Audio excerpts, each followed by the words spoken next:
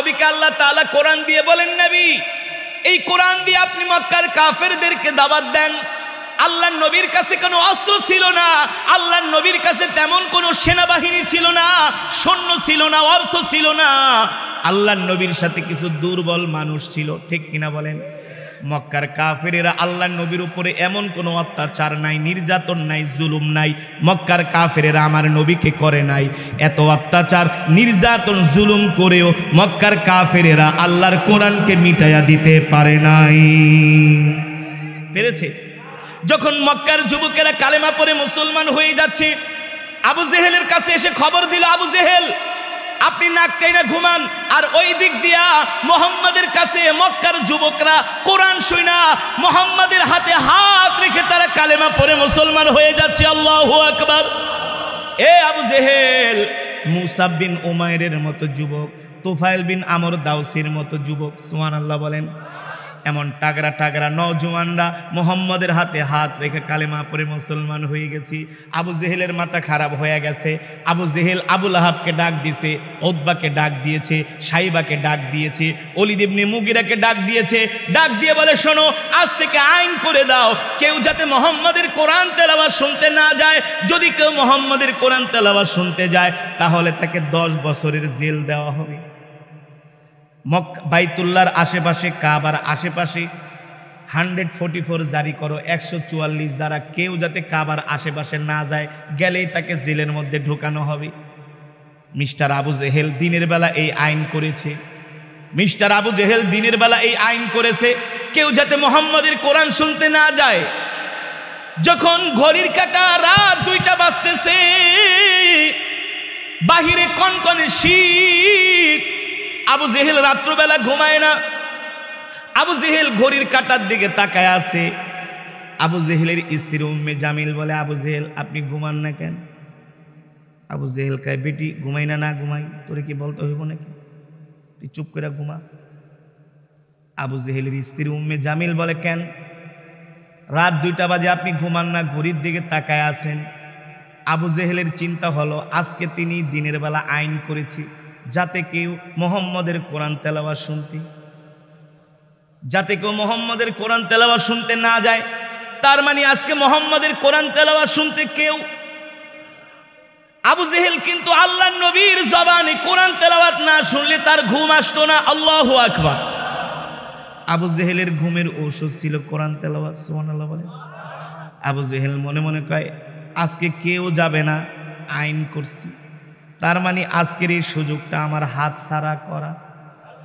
আমি একাই যাব মুহাম্মাদের কোরআন তেলাওয়াত শুনতে, কেউ যাবে না আমার ভয়ে। আবু জেহেল রাত্রবেলা ঘুমায় না, ঘড়ির দিকে তাকায় আছে। আবু জেহেলের স্ত্রী ছিলেন অনেক রাগী মহিলা, জল্লাদ টাইপের মহিলা, নেত্রী টাইপের মহিলা, বুঝেন না? খুব সাহসী উম্মে জামিল, খুব শয়তান টাইপের। আবু জেহেল ঘুমাও। আবু জেহেল, এই বেটি তুই ঘুমা, রাত 2টা বাজে এখনো সজাগ, সজাগ তোর বলতে হইব, তুই ঘুমা। আবু জেহেল মনে মনে কয়, এখন যদি আমি ঘর থেকে বের হয়ে যাই তাহলে আমার স্ত্রী যাইয়া এলাকার মানুষের কাছে বইলা দিব যে আবু জেহেল রাত 2টা বাজে কই জানি বের হয়ে চলে যায়। ঠিক কিরকম? কারণ মহিলাদের পেটে কথা থাকে না, মহিলারা কথা গোপন বলবই। আপনি যত সিক্রেট কথা কন, দেখবেন 4-5 জন একসাথে হইলে দিছে বইলা, কারণ তাদের মন হলো নরম। আমাদের মতো একটা প্যাচ নাই মহিলাদের মন। তাদের মন কি? তারা সহজ সরল। ঠিক কিনা বলে? এটা মহিলাদের একটা স্বভাবজাত অভ্যাস। আবু জেহেল বলে, উম্মে জামিল ঘুমাচ্ছে না, এখন যদি বের হয়ে যায় তাহলে তো সকালবেলা মানুষের কাছে বলে দিবে, কি করা যায়? আবু জেহেল একটু ঘুমের ভান ধরছে, ঘুমের ভান ধরে চোখ 2টা বন্ধ করে রাখছে। মুসলমান, সিরাত ইবনে কাসির থেকে বলছি, আল বিদায়া ওয়ান নিহায়ার মধ্যে আসছে কোরআনের মুজিজার আলোচনা। আবু জেহেল বলে, আমি ঘুমের ভান ধরে রয়েছি, দেখি আমার স্ত্রী কি করে। আমি কিছুক্ষণ ঘুমের ভান ধরে থাকার পরে উম্মে জামিলও আস্তে করে চোখ বুঝছে, মানে 2টাই শেয়াল। আবু জেহেলের স্ত্রীর কথা হইল, দেখি আজকে ধরুম, তুমি রাতের বেলা কই যাও? আবু জেহেল চুপ করে শুয়ে আছে। যখন দেখে তার স্ত্রী উম্মে জামিলেরও চোখ বন্ধ। ঠিক ইতিহাসের মধ্যে এভাবেই আসছে, শীতের দিন দুইটা কম্বল পেঁচায়া, হাতে একটা কুপি নিয়া। ওই সময় তো আর আধুনিক মক্কা ছিল, 1450 বছর আগে রাস্তা নাই, ঘাট নাই, পাহাড় জঙ্গল, পুরা মক্কাটাই ছিল পাহাড় আর জঙ্গলে ঘেরা। এখন যে হাউজে কাউসার দেখতেছেন, সরি জমজমের কূপ, যেখান থেকে জমজমের পানি উত্তোলন করা হয়, এই পুরোটা ছিল পাহাড়। সাফা মারওয়া যে দুইটা পাহাড়, আমাদের জাতির পিতা ইব্রাহিম আলাইহিস সালামের স্ত্রী হাজেরা আলাইহিস সালাম দুই পাহাড়ে সাফা থেকে মারওয়ায় দৌড়াইছিলেন ইসমাইল আলাইহিস সালামকে রেখে। দৌড়ানোর কারণ কি জানেন? এক নম্বরে তো পানি, দুই নম্বরে হচ্ছে বন জঙ্গল ছিল, অনেক বড় বড় হিংস্র প্রাণী ছিল, যদি ইসমাইলকে খেয়ে ফেলি এই ভয়ে এক পাহাড় থেকে আর এক পাহাড়ে যায়, আবার দৌড়ে আসা সন্তানকে দেখে, আবার আর এক পাহাড়ে যায়। তার মানে গহীন জঙ্গল ছিল, পাহাড় ঘেরা, হিংস্র প্রাণী ছিল। মক্কা তো আর ওই সময় আধুনিক মক্কা ছিল না, রাস্তা ছিল না, ঘাট ছিল না।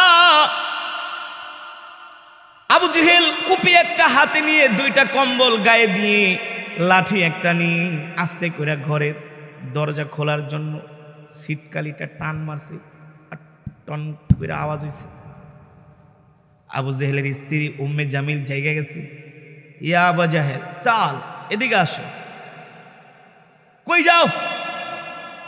কারণ কি? এই রাত 2টা বাজে, তুমি ঘুমাও না? আবু জেহেল কুপি হাতে নিয়ে বলে, বেটি জ্বালাজালি করিস না, কারণ রাত যত গভীর হয় আল্লাহ নবীর তেলাওয়াতের শোতে শেষ হয়ে যাবে। কারণ নবীজি তো বাইতুল্লাহ তাহাজ্জুদে কোরআন পড়তেছে, ঠিক কিনা বলেন? রাত যত শেষ হয়ে যাবে, কোরআন তেলাওয়াত শেষ হয়ে যাবে।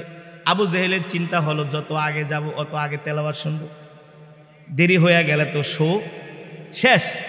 আবু জেহেল বলে, বেটি ঘুমায়, আমি কই যাই না যাই, তোর কি দরকার?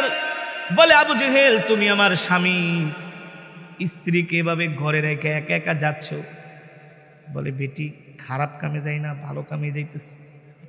সুবহানাল্লাহ, খারাপ কাজে যাই না, ভালো কাজেই যাচ্ছি। কিন্তু আবু জেহেল তো আর বলতে পারে না আমি মুহাম্মদের কোরআন তেলাওয়াত শুনতে যাচ্ছি। বললে তো পরের দিন উম্মে জামিল মক্কার নেতাদেরকে বলে দিবে, জনগণকে বলে দিবে, আর জনগণ আবু জেহেলকে গণদোলাই দিবে যে তুমি মুহাম্মদের কোরআন তেলাওয়াত শোনার বিরুদ্ধে আইন জারি করো, তুমি যে পালায় পালায় কোরআন শোনো, ঠিক কিনা বলেন? আবু জেহেল বলে, উম্মে জামিল ঘুমাও, ডিস্টার্ব করো না, ভালো কাজে যাচ্ছি। উম্মে জামিল বলে, কি ভালো কাজ? কি ভালো কাজ? বলে কিভাবে বলি তোমাকে দুঃখের কথা? বললে তো তুমি মানুষকে বলে দিবা, বললে তো তুমি মানুষকে বলে দিবা।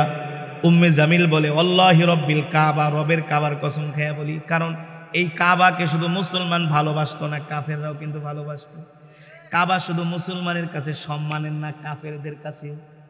মুসলমান যেমন করে কাবা তোয়াফ করত, আবু জেহেলরাও কিন্তু কাবা তোয়াফ করত। কাবার ভিতরে ঢুইকা তারা উলঙ্গ হয়ে যেত, নাউজুবিল্লাহ।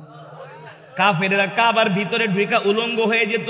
তারা জানতো এটা আল্লাহর ঘর, এটা আরশের মালিকের ঘর, এই ঘরের সাথে ফাইজলামি চলে না, এটা আল্লাহর ঘর কাবা। মক্কার কাফেরেরা কাবার ঘরে ঢুকে তারা উলঙ্গ হয়ে কাবা তোয়াফ করত। আর বের হওয়ার সময় কিন্তু আল্লাহ যা করছে মাফ করে দিয়েন। আল্লাহ বলে, এই মাফ চাওয়ার কারণে আমি তাদের ধ্বংস করি নিয়ে জায়গায় শেষ করে দিতাম। উম্মে জামিল বলে, আবু জেহেল কাবার কসম খেয়ে বলি, কারো কাছে বলবো না, তুমি বলো কোথায় যাও? বলে, স্ত্রী গো, একটু মুহাম্মদের কাছে যাইতেছি। সুবহানাল্লাহ। কেন গো, কেন গো? মুহাম্মদ এত ভালো মানুষ, মুহাম্মদের চেহারার মতো এত সুন্দর চেহারা মক্কায় কারো নাই, ঠিক কিনা বলেন? মুহাম্মদের দিকে তাকায় থাকলে ভালোই লাগে, শান্তি লাগে। আর দ্বিতীয় কথা হলো, ওই যে মুহাম্মদ যে কোরআন তেলাওয়াত করে, বিশ্বাস করো উম্মে জামিল একেবারে কলিজাটা ছিঁড়া যায়। সুবহানাল্লাহ। উম্মে জামিল কয়, স্বামী গো, শুধু কি একাই তুমি মুহাম্মদের কোরআনকে ভালোবাসো? আমিও তো ভালোবাসি। আমিও কি করি? কিন্তু মানুষকে বলতে পারি না, বললে তো মানুষ আমাদেরকে নেতা মানবে না, ঠিক কিনা বলেন?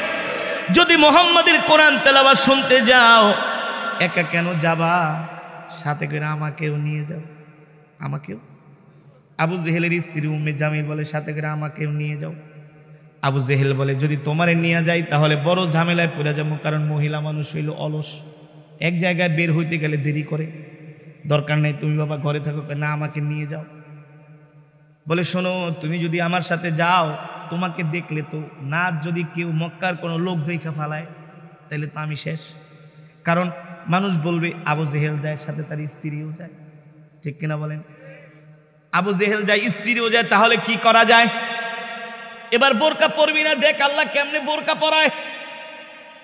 এই দেশে একজন নাস্তিক মহিলা ছিল, যার নাম হলো তসলিমা নাসরিন, যে কিনা পর্দার বিরোধিতা করেছে, বোরকার বিরোধিতা করেছে। তাসলিমা নাসরিন বলছে যদি পুরুষ মানুষ যদি 3-4টা বিয়ে করতে পারে, আমরা মহিলারাও 3-4টা স্বামী রাখতে পারি, ঠিক কিনা বলেন? এই তসলিমা নাসরিন ইসলামের বিরুদ্ধে, দ্বীনের বিরুদ্ধে এত প্রোপাগান্ডা করেছে, বাংলাদেশের মুসলমান যখন খেপছে, মুখ খোলা রাইখা যাইতে পারে নাই, বোরকা পইরা বাংলাদেশ থেকে যেতে বাধ্য হয়েছে। এটাই আল্লাহর বিচার, ঠিক কিনা বলেন? আবু জেহেল তার স্ত্রী উম্মে জামিলকে বলে বেটি তুমি আমার সাথে যাইবা, যদি কেউ দেখা ফেলায়। উম্মে জামিলকে আমার কাছে বুদ্ধি আছে। কি বুদ্ধি? আমি বোরকা পরি, চোখ ঢাকি। আবু জেহেল কায় তাহলে ভালো করে কম্বল দিয়া চোখ ঢাক, চুল ঢাক, মুখ ঢাক, যাতে তোর চেহারা কেউ না দেখে। আল্লাহু আকবার। ওমাকারু ওমাকারাল্লাহ ওয়াল্লাহু খায়রুল মাকিরিন। আল্লাহ তাআলা বলে তোরা কোরআনের বিরুদ্ধে ষড়যন্ত্র করস, দেখ আমি আল্লাহ তোদের ষড়যন্ত্রকে কিভাবে নস্যাৎ করি। ওরা কোরআনের বিরোধিতা করে, আল্লাহ তাদেরকে কোরআন শুনতেই নিয়ে যায়, ঠিক কিনা বলে? কিভাবে আল্লাহ তাদেরকে অপদস্থ করি। এবার আবু জেহেল বলে শোনো, ভালো করে কম্বল দিয়া তোমার চেহারা পেঁচাও, চোখ পেঁচাও, চুল পেঁচাও, যাতে কেউ না দেখে, ভালো করে ঢেকে নাও। উম্মে জামিল একেবারে কম্বল দিয়া ভালো করে 2 চোখ চুল ঢেকে আবু জেহেলের সাথে কুপি নিয়ে 2 জন এবার ঘর থেকে বের হয়েছে। তারা বাইতুল্লাহ যাবে, কাবার চত্বরে যাবে আল্লাহ নবীর তেলাওয়াত শুনতে। সুবহানাল্লাহ বলেন। যখন তারা কাবার দেয়ালের পাশে টেক লাগায়া হেলান দিয়া আল্লাহ নবীর জবানে কোরআন শুনতেছে, আল্লাহ তাআলা আবু জেহেলকে কিভাবে অপমান করে দেখেন। পৃথিবীর ইতিহাসে যারা কোরআনের বিরোধিতা করছে আল্লাহ তাদের অপমান করছে, যারা ইসলামের বিরোধিতা করছে আল্লাহ তাদের অপমান করছে, যারা আলেমদের বিরোধিতা করছে আল্লাহ তাদের অপমান করছে। বাস্তব নাকি অবাস্তব? বিশ্বাস হয় না? আবু জেহেল আল্লাহ কিভাবে অপমান করে দেখেন। ভালো করে শিক্ষা নেন, যে যাই করেন, যে যেই দিকে যান, সাবধান সাবধান, কোরআনের বিরোধিতা করবেন না, ইসলামের বিরোধিতা করবেন না, দ্বীনের বিরোধিতা করবেন না। কেউ যদি কোনো ভালো কাজ, দ্বীনের কাজ করতে চায়, আপনার যদি স্বার্থেও লাগে আপনি বিরোধিতা করবেন, কারণ এটা কোরআন, এটা দ্বীন। এর সাথে বিরোধিতা করার কারণে আবু জেহেল ধ্বংস হয়ে গেছে, আবু লাহাব ধ্বংস হয়ে গেছে, ওলীদ ইবনে মুগীরা ধ্বংস হয়ে গেছে। পৃথিবীর ইতিহাসে কত বড় বড় রাজা বাদশা আসছে, ঠিক কিনা বলেন? ফেরাউনের রাজত্বকাল ছিল 4500 বছর। কত হাজার বছর? আমি যখন মিশরে গিয়েছি, মিশরে পড়াশোনা করতাম, আমি ফেরাউনের রাজপ্রাসাদে গিয়েছি, প্রায় কায়রো থেকে প্রায় 2000 কিলোমিটার দূরে। ফেরাউন যেই সমস্ত আসবাবপত্র ব্যবহার করেছে তার রাজত্বকালে, পৃথিবীর জো বাইডেন, ডোনাল্ড ট্রাম্প বলেন, পৃথিবীর যত বড় ধনী রাষ্ট্রের রাষ্ট্রপ্রধানরাও বলেন, ফেরাউন যেই সমস্ত জিনিস আসবাবপত্র ব্যবহার করছে, প্রসাধনী, এগুলো বর্তমান পৃথিবীর প্রেসিডেন্টরা কল্পনাও করতে পারে না, ব্যবহার তো দূরের কথা। এত শক্তিশালী ছিলেন ফেরাউন, হামান, কারুন, ঠিক কিনা বলেন? নমরুদ কে? কে? যেই নমরুদ আমার জাতির পিতাকে কষ্ট দিয়েছিলেন, ঠিক কিনা বলেন? আল্লাহ তাআলাকে বিরোধিতা করেছিলেন, আল্লাহর দ্বীনের বিরোধিতা করেছিলেন। আল্লাহ তাআলা ওই নমরুদকে ট্যাঙ্কের গুলি দিয়া মারে নাই, কামানের গুলি দিয়াও। কি দিয়া মারছে? কেমন ল্যাংরা মশা, ইতিহাসের মধ্যে আসছে, আল বিদায়া ওয়ান নিহায়ার মধ্যে ওই মশাটা ছিল প্রতিবন্ধী মশা। কি প্রতিবন্ধী মশা পর্যন্ত নাক দিয়া ঢুকছে, ঠিক কিনা বলেন?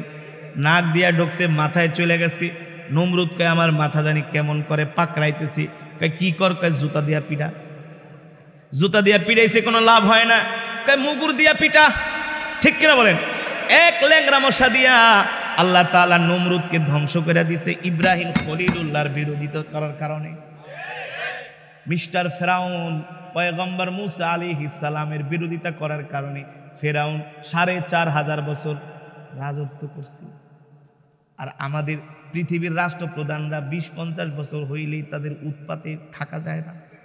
ফেরাউন ছিল ৪৫০০। এই ইতিহাসগুলো আমাদের পড়া দরকার, তাহলে ঈমান তাজা হয়, ঈমান বাড়ে, ঠিক কিনা বলেন? ৪৫০০ বছর ফেরাউন রাজত্ব করেছেন। আল্লাহ তাআলা ফেরাউনকে কামান দিয়েও মারে নাই, ট্যাঙ্ক দিয়েও মারে নাই, অস্ত্রের আঘাতে মারে নাই, গুলির আঘাতে মারে নাই। আল্লাহ তাআলা ফেরাউনকে লোহিত সাগরের মধ্যে ডুবিয়ে ডুবিয়ে মেরেছেন, ঠিক কিনা বলেন? ফেরাউন পানি খেতে খেতে পটকা মাছের মতো হয়ে গেছে। পটকা মাছের মতো হইয়া বলে আমানতু বিল্লাহ ওয়া মালাইকাতিহি ওয়া কুতুবিহি, ও আল্লাহ আমি তোমার উপরে ঈমান আনছি, তোমার নবীর উপরে ঈমান আনছি, তোমার ফেরেশতাকুলের উপরে ঈমান আনছি, তুমি আমাকে ছাইরা দাও। আল্লাহ বলে না, ৪৫০০ বছর দেখছি। কয় হাজার বছর? তুই এমন এমন ভাবে তুই আমার বিরোধিতা করেছিস, এমন ভাবে সীমালঙ্ঘন করেছিস, আমি আল্লাহ ছাড় দেই, আমি আল্লাহ ছাড় দেই, কোনো অপরাধীকে ছেড়ে দেই না। আল্লাহ ছাড় দেয়, হ্যাঁ আল্লাহ ছাড় দেয়, বারবার ছাড় দেয়, ছাড় দেয়, ছাড় দেয়। যখন ধ্বংস চলে আসে আল্লাহ বলে আমি ছেড়ে দেই না, ঠিক কিনা বলেন? এই আবু জেহেল মুহাম্মদ সাল্লাল্লাহু আলাইহি সাল্লামের বিরোধিতা করেছেন, পৃথিবীর শ্রেষ্ঠ নবীর বিরোধিতা করেছেন, পৃথিবীর শ্রেষ্ঠ পয়গম্বরের বিরোধিতা করেছেন, ঠিক কিনা বলেন? যিনি ছিলেন রহমাতুল্লিল, যিনি ছিলেন রহমাতুল্লিল, যেই নবীর উপরে আল্লাহ কোরআন নাজিল করেছে, আল্লাহ তাআলা যেই নবীকে কোরআন দিয়া মক্কার জমিনে পাঠাইছেন মক্কার কাফেরদেরকে ভালো বানানোর জন্য, কিন্তু তারা কোরআনকে গ্রহণ করে নাই, উল্টা তারা কোরআনের বিরোধিতা করছে, নবীজির বিরোধিতা করছে, ঠিক কিনা বলেন? তারা নিজেরা গোপনে গোপনে কোরআন শুনতো, প্রকাশ্যে তারা কোরআনের বিরোধিতা করত। এবার আবু জেহেল তার স্ত্রীকে বলে ভালো করে কম্বল দিয়া মুখ পেঁচাও, চোখ পেঁচাও, কেউ যাতে তোমাকে না দেখে। এবার দুইজন বের হইয়া বাইতুল্লাহর দেওয়ালের সাথে ট্যাগ লাগায়া তারা কোরআন শুনতেছে, কোরআন শুনতেছে। আল্লাহ তাআলা আবু জেহেলকে অপমানিত করবেন, আল্লাহ তাআলা আবু জেহেলকে অপদস্থ করবেন। অত ইজ্জু মান তাশা অত দিল্লু মান তাশা, সম্মানের মালিক আল্লাহ। আল্লাহ তাআলা যাকে চায় সম্মান দান করে, আবার কাউকে বেইজ্জতি করে, ঠিক কিনা বলেন? এবার হলো আবু জেহেলের বেইজ্জতির পালা। আবু জেহেল আল্লাহর নবীর কোরআন তেলাওয়াত শুনতে শুনতে আবু জেহেল আর আবু জেহেলের স্ত্রী উম্মে জামিল দুইজনের চোখের মধ্যে তন্দ্রা লেগে আসছে। বুঝেন? তন্দ্রা পর্যন্ত হালকা করে একটু ঘুমে বাড়ি দিছি। দুইজনে কাবার দেয়ালের পাশে একেবারে তারা ঘুমায় পড়ছে। সারা রাত ঘুমায় নাই। ঘুমাইতে ঘুমাইতে হঠাৎ করে যখন সূর্যের আলো তাদের চেহারার উপরে পড়ছে, আবু জেহেল ডাক দিয়া কয় বেটি ওঠ, বুঝে দেখ সূর্য উঠে গেছে, ওঠ, বলছিলাম তুই আহিস না, খালি ভেজাল করস। উম্মে জামিল কয় স্বামী মাফ করে দেন, তোর আজকে বাড়িতে নিয়ে পিটামো, দাঁড়া, তাড়াতাড়ি উঠ। মহিলা মানুষ তো দরের চোটে কম্বল একটা ফালাই দৌড় মারছে। চোরে যখন চুরি করে প্রমাণ কিন্তু একটা রাই খাই যায়। দুইজনে এক দৌড় বাড়ির দিকে। ঘটনাক্রমে আরো অনেক কাফেরেরা আসছে কোরআন শুনতে। সুবহানাল্লাহ। উতবা বিন রাবিয়া, উতবা আবুল ওয়ালি উতবা আর সাইবা দুইজনও ছিল ছোট নেতা। দুইজনও কোরআন শুনতে আসছে। দুইজনের সাথে আবু জেহেল দৌড় মারছে, আর রাস্তায় পথিমধ্যে ত্রিমুখী সংঘর্ষ হয়ে গেছে। আবু জেহেল এত সাত সকালে কই গেছিলা? কয় বেটা কই গেছি, তোরে কমু কেন? তোরা কই গেছিলি? আপনি যেদিকে গেছেন আমরাও সেদিকে গেছি। ওই যে কম্বল একটা ফালাই আছে না, আবু জেহেলের স্ত্রী উম্মে জামিল, তারা কি করছে, কম্বল একটা নিয়ে এসে প্রমাণ হিসাবে। কি হিসাবে? আবু জেহেল গায় তোমরা আইন লঙ্ঘন করছো। আইন করছে কে করছে আইন? আবু জেহেল ছিল বুদ্ধিমান, কারণ তার নাম তো ছিল আবাল হেকাম, জ্ঞানের বাবা। এখন যদি ওদের সাথে চিল্লাচিল্লি করি লোকজন জমব, তার মানে কি আরো বেশি ফ্লাশ হইব, তার মানে ছোট থাকতেই বাড়িতে চলে যায়, বেশি ছড়ানোর দরকার, কারণ এখানে তা আমি অপরাধ। বাড়িতে চলে গেছে। সাহেবা গায়ে আবু জেহেল কাজটা কিন্তু ভালো করেন নাই।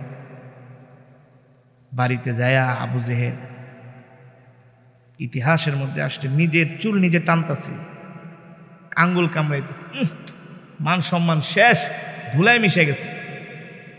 এই মহিলাটার এক নাম্বার সাথে নিয়ে গেছে। আসলে তো আল্লাহ তাকে অপমান করবে, অপদস্থ করবে, বেজ্জতি করবে, ঠিক কিনা বলে? আল্লাহর মায়ের আলমের আল্লাহ যারে ধরে তারা কিন্তু ছাড়ে। হ্যাঁ, এখন আবু জেহেল কয় কি করা যায়? যদি সাইবা যায় মানুষকে বইলা দেয় তাহলে তো মক্কার সব মানুষ আমাকে জুতার মালা পরাবে, কি করা যায়? আবু জেহেল সকালবেলা নাস্তা টাস্তা খায়া সাইবার বাড়িতে গেছে, যে দরজা নক করছে, ইফতাহিল বাব, এ আখনাস বিন সাইবা দরজা খোল। দরজা খুলছে। আবু জেহেল কয় সাইবারে, যা হয়েছে না হয়েছে তুমিও জানো আমিও জানি। সাইবা কয় হ্যাঁ, আমি কিন্তু প্রমাণ রাইখা দিছি, আপনি বাড়াবাড়ি করলে কিন্তু সব বইলা দেবো মানুষের কাছে। আবু জেহেল কয় ছোট আছে ছোট রাখো, বড় করো না। এখন তো ধরা পড়ে গেছে, এখন তো এটাকে মাটি চাপা দিতে হবে, বুঝেন না? আয়সা কয় সাইবা আচ্ছা সত্যি করে কও, আমরাই তো মোহাম্মদের বিরোধিতা করি, কোরআনের বিরোধিতা করি, কিন্তু মোহাম্মদের কোরআন না শুনলে তো ভাল লাগে না, শান্তি পাই না।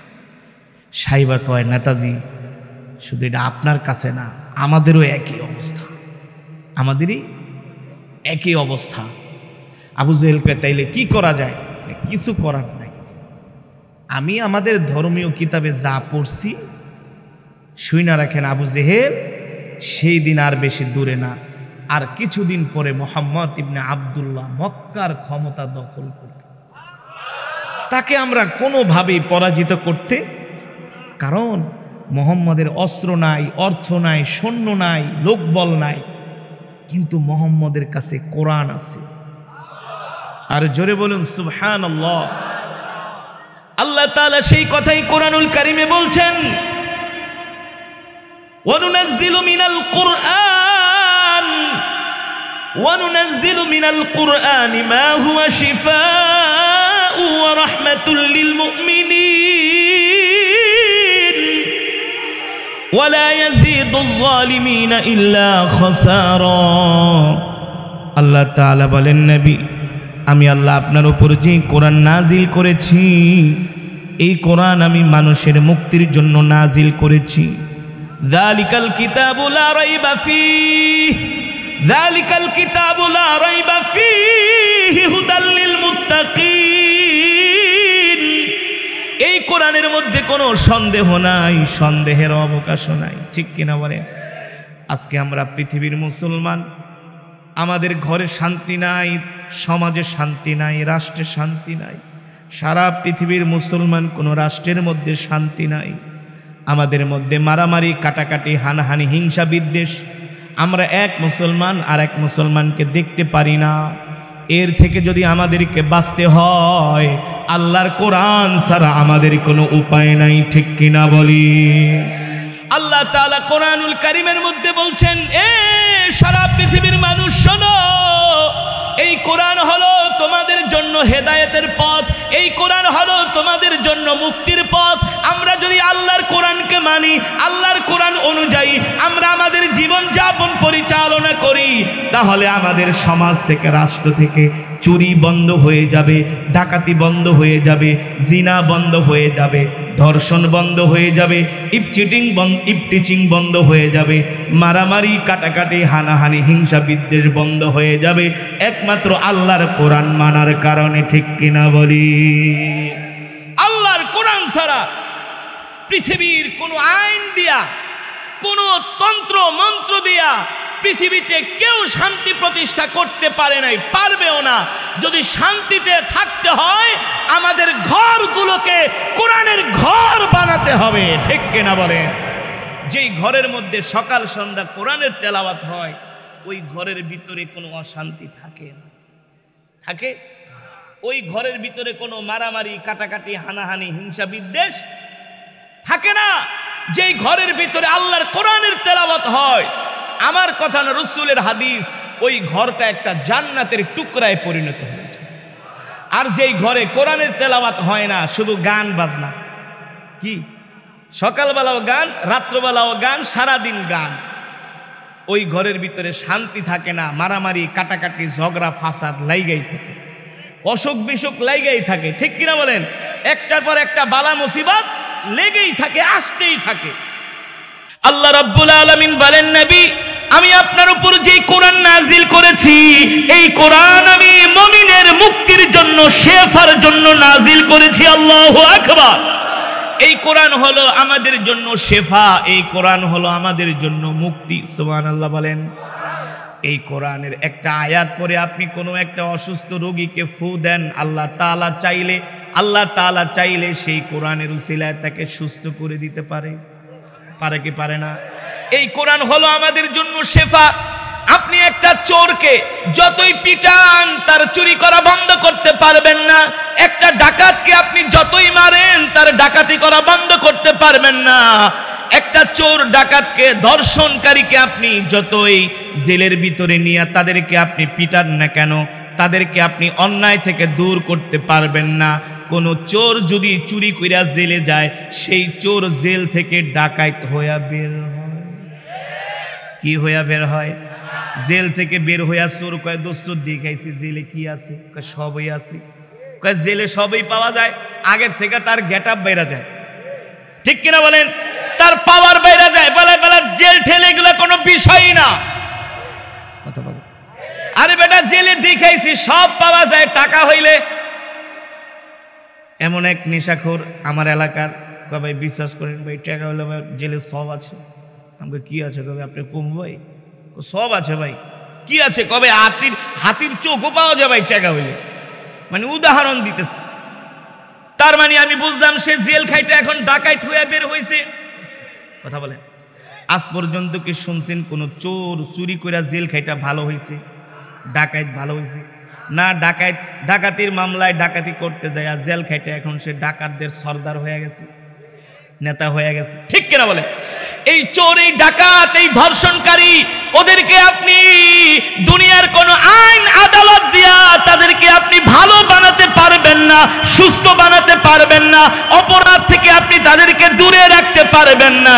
হ্যাঁ, একটা ফর্মুলা আছে, একটা ফর্মুলা, অনুনাজ্জিলু মিনাল কুরআনি মা হুয়া শিফাউ ওয়া রাহমাতুল লিল মুমিনিন ওয়া লা ইয়াজিদুজ জালিমিনা ইল্লা খাসারা। আপনি তাদের মধ্যে কোরআনের মেডিসিন ঢুকায়া দেন, কোরআনের ঔষধ ঢুকায়া দেন, দেখবেন একটা চোর, একটা ডাকাত, সন্ত্রাস, মাস্তান ভালো হয়ে গেছে। আপনি তাদেরকে কোরআনের তেলাওয়াত শোনান, কোরআনের বয়ান শোনান। আল্লাহু আকবার। এই কোরআনের তেলাওয়াত শুনে কত চোর, মাস্তান, ডাকাত তারা ভালো হয়ে গেছে, ঠিক কিনা বলেন? ভালো হয়েছে কি হয়েছে না? খাত্তাবের ছেলে ওমরের মতো, তার চাইতে তো আর বড় সন্ত্রাস কেউ ছিল না, যে আল্লাহর নবীর কল্লা কাটার জন্য আসছে, ঠিক কিনা বলেন? আবু জেহেলের ছেলে ইকরামা ইবনে আবি জেহেল, যে আল্লাহর নবীর বিরুদ্ধে যুদ্ধ করছে, ওদের মতো তো আর খারাপ মানুষ পৃথিবীতে ছিল না। তাদের মতো সন্ত্রাস, ডাকাত, জাহেলিয়াতের জাহেল মানুষগুলা আল্লাহর নবী তাদেরকে কোরআন দিয়া সোনার মানুষে পরিণত করেছে।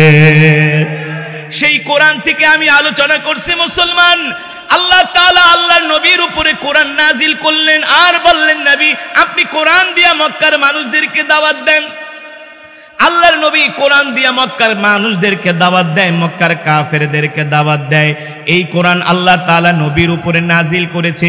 শুধু নবী একা কোরআন পড়ে না, কোরআনের দাওয়াত দেয় না, অন্যের জবান থেকে নবীজি কোরআন শুনতে ভালোবাসে। সুবহানাল্লাহ বলেন। এই যে একটু আগে আমি আপনাদের সামনে কোরআন পড়লাম, অনেক আল্লাহর বান্দারা কোরআনের তেলাওয়াত শুনে দূর দূরান্ত থেকে দৌড়ায়া চলে এসেছে। ঠিক কিনা বলেন? ও যুবক ও মুসলমান, আপনি শুধু কোরআনের মজবায় আসেন নাই কোরআন শুনে, আপনি জান্নাতের টিকিট নেওয়ার জন্য আসছেন। আল্লাহু আকবার। ইদা উদিআল মাইয়িতু ফি কবরিহি জাআল কুরআনু ইনদা রাসিহি। এবার আল্লাহর কোরআনকে ভালোবাসলে কি হয়? আল্লাহ রাসূলের হাদিস, কোন আল্লাহর বান্দা যদি আল্লাহর কোরআনকে ভালোবাসে, আল্লাহর কোরআনকে মহব্বত করে, কোরআনের তেলাওয়াত করে, কোরআনের তেলাওয়াত শুনে, কোরআন অনুযায়ী তার জিন্দেগিটাকে পরিচালনা করে, ওই মুসলমান যদি ইন্তেকাল করে, আল্লাহর কোরআন তার কবরে যায়া তাকে পাহারা দেয়, আল্লাহর কোরআন তার সঙ্গী হয়ে যায়। তাহলে বলেন কোরআনকে ভালোবাসার দরকার আছে কি আছে না? আছে কি আছে না?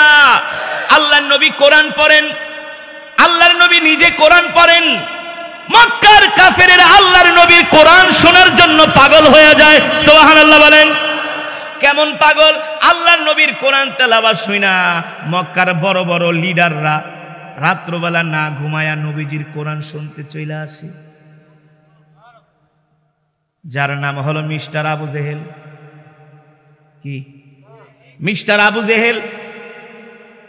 দিনের বেলা আল্লাহর নবীর বিরুদ্ধে আইন করে, কেউ মুহাম্মাদের কোরআন শুনতে যাবে না, কারণ মুহাম্মাদের কোরআন শুনা মক্কার সব যুবকেরা তারা কালেমা পড়ে মুসলমান হয়ে যাচ্ছে। আল্লাহু আকবার। এ যুবক, তোমরা তো এখন গান শোনো, কিন্তু আবু জেহেলও কোরআন শুনতো। তার মানে তুমি আবু জেহেলের চাইতে অদম হয়ে গেছো। তুমি মমতাজ বেগমের ফাইটটা যায় সিররা যায় গান লয়া পড়ে থাকো, হ্যাঁ? ফাইটটা যায় সিররা যায় লয়া যায় খায়া যায়, হ্যাঁ কবরে ফাটাইবো, রেডি থাকো। ঠিক কিনা বলেন? এমন ফাটান ফাটাইবো, ফেরেশতারা এমন পিটান পিটাইবো, একটা পিটানো মাটিতে পড়বে না। এই কোরআন আল্লাহর জবানের কালাম। এই কোরআনের তেলাওয়াত শুনলে পাথরের মতো হৃদয়টা মোমের মতো গলে যায়। যায় কি যায় না? জোরে বলুন। আল্লাহর নবী কোরআন পড়ে, যুবক মক্কার টাগরা টাগরা নওজোয়ান যুবকরা আল্লাহর নবীর কোরআন শুনে তারা কালেমা পড়ে মুসলমান হয়ে যায়। আরো আস্তে কোন সুবহানাল্লাহ। আল্লাহর নবীর কোরআন তেলাওয়াত শুনে মক্কার যুবকেরা কালেমা পড়ে মুসলমান হয়ে যায়। আবু জেহেলকে আয়েশা বলে, নেতাজি শোনেন, মক্কার সব শিক্ষিত যুবকরা মুহাম্মাদের কোরআন তেলাওয়াত শুনে তারা কালেমা পড়ে মুসলমান হয়ে যাচ্ছে। আল্লাহু আকবার। তাহলে আবু জেহেল বলে মুহাম্মাদের কোরআন তেলাওয়াত বন্ধ করতে হবে। আরে আবু জেহেলের 14 গোষ্ঠীর ক্ষমতা নাই কোরআনের তেলাওয়াত বন্ধ করা। কোরআন কার? জোরে বলুন, কোরআন কার? ইন্না নাহনু নাযালনা যিকরা ওয়া ইন্না লাহু লাহাফিযুন। আল্লাহ তাআলা বলে, নবী আমি আল্লাহ আপনার উপর কোরআন নাজিল করেছি, আর এই কোরআন হেফাজত করার দায়িত্ব আমি আল্লাহ আমার নিজ হাতে গ্রহণ করেছি। সুবহানাল্লাহ বলেন। আল্লাহ তাআলা বলে, নবী আমি আল্লাহ আপনার উপর কোরআন নাজিল করেছি, এই কোরআন হেফাজত করার দায়িত্ব কে নিয়েছেন? পৃথিবীর কোনো কবি, সাহিত্যিক, দার্শনিক এই কোরআনের একটা নক্তা জের জবর পেশের মধ্যে পরিবর্তন করতে পারবে? এই কোরআনের তেলাওয়াত শুনে কত অমুসলিম এখনো কালেমা পড়ে মুসলমান হয়ে যাচ্ছে। ঠিক কিনা বলেন? ফিলিস্তিনে যুদ্ধ হচ্ছে, এই যুদ্ধ দেখে ইউরোপ আমেরিকার খ্রিস্টানরা তারা আশ্চর্য হয়ে গেছে। হামাস হলো একটা ক্ষুদ্র দল, তারা পৃথিবীর পরাশক্তি আমেরিকা ইসরায়েল, তাদের সাথে যুদ্ধ করে পারে না। মুসলমানদের কাছে এমন কি পাওয়ার আছে যে পাওয়ারের বলে এখনো তারা পৃথিবীর পরাশক্তি আমেরিকা ইসরায়েলের বিরুদ্ধে যুদ্ধ করতেছে? ঠিক কিনা বলেন? আসলেই তো সম্ভব না। হামাসের সৈন্য সংখ্যা হলো মাত্র 40,000, আর ইসরায়েলের সৈন্য সংখ্যা হলো প্রায় 18 লক্ষ। কত লক্ষ? তাদের রিজার্ভ ফোর্স থেকে শুরু করে তাদের সীমান্ত বাহিনী, সেনাবাহিনী সব মিলিয়ে তাদের সৈন্য সংখ্যা 18 লক্ষ।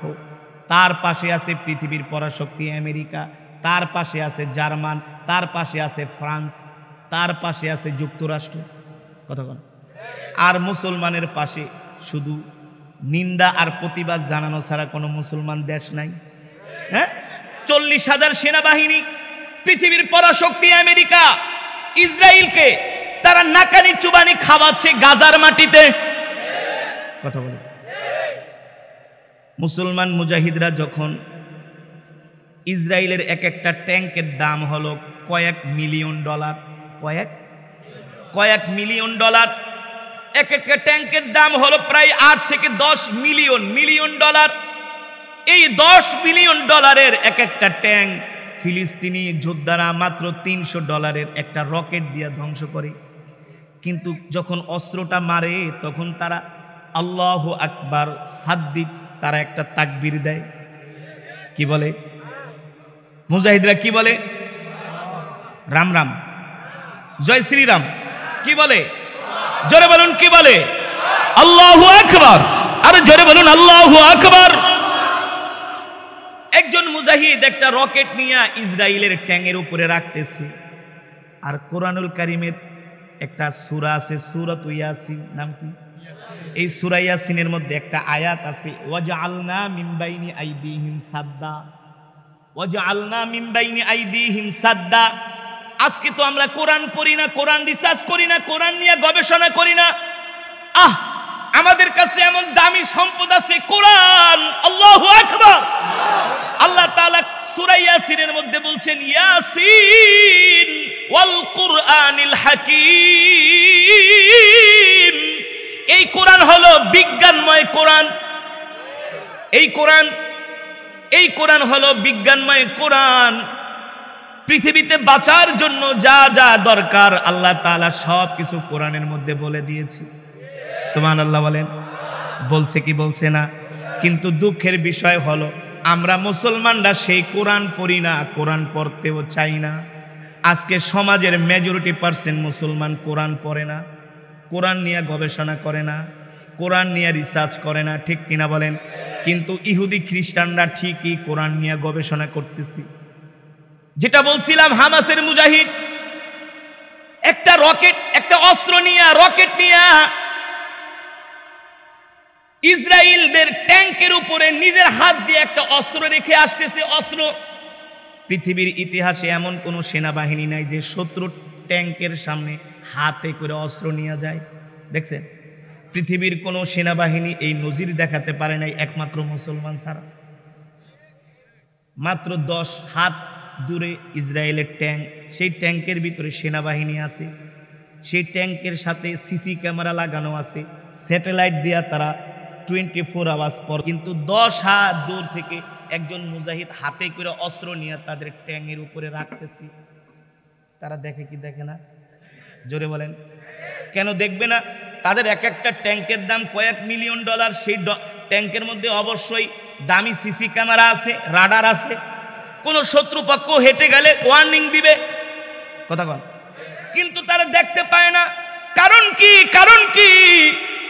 একজন মুজাহিদ অস্ত্র হাতে নিয়ে ইসরায়েলি ট্যাঙ্কের উপরে রাখতেছে আর সূরা ইয়াসিনের এই আয়াত বারবার তেলাওয়াত করতেছে, ওয়াজআলনা মিন বাইনি আইদিহিম সাদ্দা ওয়া মিন খালফিহিম সাদ্দান ফাআগশাইনাহুম ফাহুম লা ইউবসিরুন। আল্লাহ রাব্বুল আলামিন বলেন, নবী আপনি মুমিনদেরকে বলে দেন, তারা যখন কাফেরদের সাথে লড়াই করে, যুদ্ধ করে, আমি আল্লাহ কাফেরদের চোখের উপরে পর্দা ফেলে দেই। সাদ্দিদ মানে পর্দা, সাদ্দিদ মানে কি? আল্লাহ বলেন আমি কাফেরদের চোখের মধ্যে পর্দা ফেলে দেই আর তাদের অন্তরে ভয় ঢুকায় দেই। তাদের অন্তরে ভয় ঢুকায় দেই। তারা দেখে না। ঠিক কিনা বলেন? তারা মুমিনদেরকে দেখে না। আর মুমিনদেরকে না দেখার কারণে তারা নির্ণয় করতে পারে না।